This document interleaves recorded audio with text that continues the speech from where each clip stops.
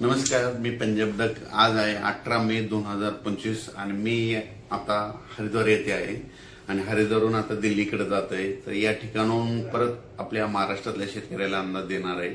तर राज्यातल्या सर्व शेतकऱ्याला सांगू इच्छितो की तुम्ही काय करा, जशी वेळ भेटेल तसे तुम्ही शेत तयार करून ठेवा. कारण की राज्यामध्ये आज 18 मे पासून तर 31 मे पर्यंत धो पाऊस पडणार आहे, मुसळधार पडणार आहे. म्हणून हा अंदाज लक्षात घ्यायचा.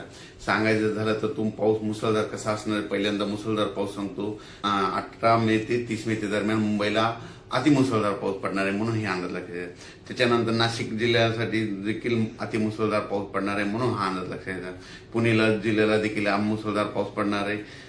कोल्हापूर जिल्हा, सातारा जिल्हा, सांगली जिल्हा, त्याच्यानंतर संपूर्ण कोकणपट्टी मुसळधार पाऊस पडणार आहे. म्हणजे 18 मे ते 30 मे दरम्यान. म्हणून त्यांनी सगळ्यांनी सतर्कतेची काळजी घ्यायची. आणि राज्यात सांगायचं झालं तर नगर जिल्ह्यात देखील मुसळधार पाऊस पडणार आहे, बीड जिल्ह्यात देखील पडणार आहे, त्याच्यानंतर संभाजीनगरला पडणार आहे, जळगावला पडणार आहे, त्याच्यानंतर जळगावला पडणार आहे, इकडं बुलढाणा, अकोला, अमरावती तिकडे देखील मुसळधार पाऊस पडणार. म्हणजे सांगायचं झालं तर 18 मे पासून तर 30 मे पर्यंत, 18 पासून जवळपास 12 दिवस दररोज 2-2 दिवस भाग बदलत ओढे नाले वाहतील असा पाऊस पहिली वेळ मेच्या शेवटच्या आठवड्यात येणार आहे. म्हणून हा अंदाज लक्षात घ्यायचा. मग सांगायचं झालं तर पूर्व विदर्भ, पश्चिम विदर्भ, दक्षिण महाराष्ट्र, उत्तर महाराष्ट्र, कोकणपट्टी, खानदेश, मराठवाडा सगळीकडेच म्हणजे जोराचा पाऊस पडणार आहे. कोणतंही गाव याच्यातून वंचित राहणार नाही. म्हणून हा अंदाज लक्षात घ्यायचा. सांगायचं झालं तर म्हणजे आज आहे 18 मे 2025. म्हणजे आजपासून जवळपास 12 दिवस राज्यात दररोज वेगवेगळ्या भागात जोराचा पाऊस पडणार आहे. वड्याला पाणी येणार आहे, नाल्याला पाणी येणार आहे, नदीला देखील. म्हणजे ना त्याच्यानंतर 22 मे ते 30 मे दरम्यान नद्याला देखील पाणी येणार आहे. म्हणून हा अंदाज लक्षात घ्यायचा.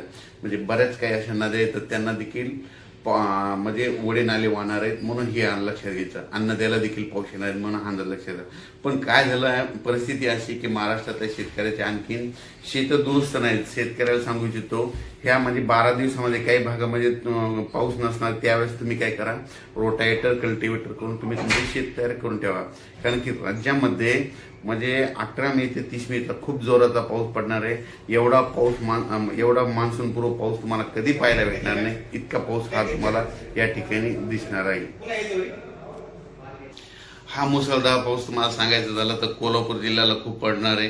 त्याच्यामुळे कोल्हापूर देखील नदीला पाणी येणार आहे. म्हणून कोल्हापूरवाल्याने लक्षात द्यायची.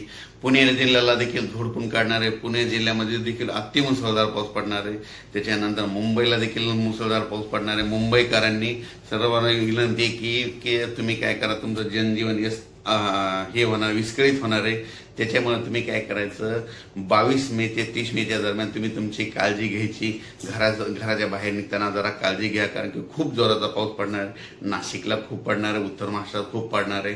नगर जिल्ह्यात पहिली वेळ असेल की पहिल्या पावसामध्ये तुमचे ओढे नाले भरून जाणार आहे. छोट्या छोट्या बंधाऱ्यामध्ये पाणी देखील येणार आहेत. म्हणून नगर जिल्ह्यासाठी अंदाजे बाली सगळ्यात जास्त बीड जिल्ह्यात काय झालं, पाणी टंचाई असल्यामुळे बीड जिल्ह्याला सगळ्यात आनंदाची बातमी म्हणजे त्यामध्ये कडाष्टी देखील म्हणजे त्या ठिकाणी छोटे छोटे बंधारे सगळे ह्या पावसामध्ये तुडुंब भरून जातील. कारण की इतका जोराचा पाऊस पडणार आहे. म्हणून हा अंदाज लक्षात घ्यायचा. परभणी जिल्ह्यात पडणार आहे, बीड जिल्हा, लातूर जिल्हा, जालना जिल्ह्यात देखील खूप पडणार आहे. हिंगोली, वाशिम, नांदेड जिल्ह्याला देखील खूप पडणार आहे. म्हणून नांदेडकरांनी काळजी घ्यायची गरज आहे. कारण की हा पाऊस जोराचा राहणार आहे. त्याच्यामध्ये विजाचं प्रमाण असणार आहे. माझी शेतकऱ्याला परत एक विनंती, विजा कडकडत असताना झाडाखाली थांबत जाऊ नका. कारण की विजा शक्यतो झाडावर जास्त पडतात. म्हणून हा अंदाज लक्षात घ्यायचा. ह्या अंदाज लक्षात घ्यायचा. अचानक वातावरणात झालं तर लगेच उद्या एक मेसेज दिला जाईल. धन्यवाद.